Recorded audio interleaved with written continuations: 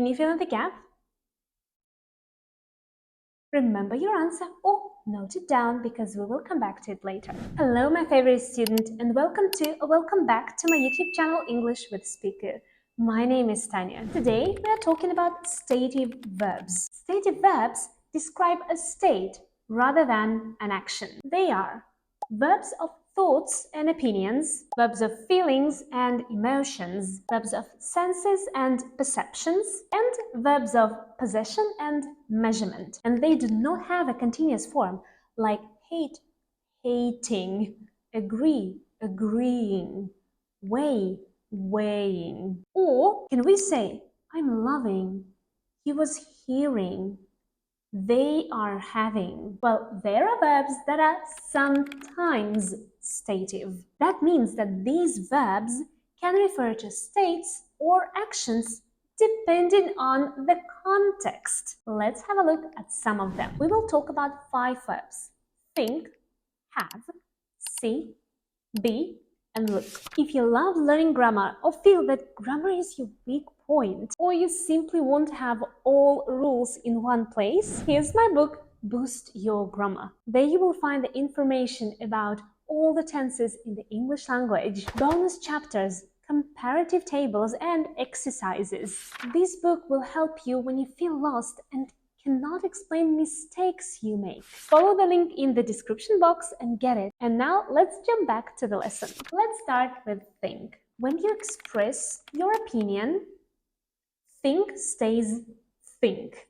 I don't think you should call him. Not yet. When you mean make a decision or being in the process of making this decision, you can use think in its continuous form. For example, we were thinking of going to this amusement park, but Jack couldn't make it. You see, we were in the process of making this decision, but there were some reasons not to go.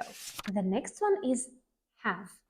When have means a possession, something that you have, something that is yours, you cannot use it in a continuous form. For example, let's go to the oceanarium. They have killer whales there. But when have is a part of an expression that describes some activity, you can use it in the continuous form. And there are so many expressions like that. Have a shower, have a baby, have a nap, have a good day. I mean, you can see them here. And that's not all, of course. Let's make an example. Oh, I'm having the worst day of my life. The next verb is see.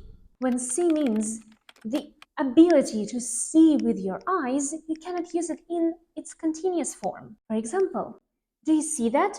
Well, no, follow my finger. You see? So, this is the ability of seeing things. But when see means meet someone, have a relationship with someone, then it is used in its continuous form. She's been seeing Dan for 2 years now. I wonder if he's going to propose. And now be. So when we talk about a typical characteristic of something or someone, be is not used in a continuous form. For example, you're so stubborn. When we say that to a person, we mean that this is his or her, this is their characteristic. This is very typical of them to be like that. But when we say, you're being ridiculous, ridiculous means foolish or unreasonable. We mean now, at this very moment, it's not typical for this person to behave like that. But right now, you are being ridiculous. And the last verb that we are going to touch today is look. When we use it to talk about appearance, there is no continuous form. You look great. I love this dress on you. You see, even if you're complimenting the person right now, at the moment, it's about the way they look. So, you look great. But if you're talking about the movement with your eyes, then you can use the continuous form of look, looking. For example, why aren't you looking at me? Are you hiding something? Here are some other verbs that behave the same way. You can even take a screenshot. But is that all? Well, of course not. You 100% saw this advertisement, or maybe heard it, so we can say I'm loving it? Not really.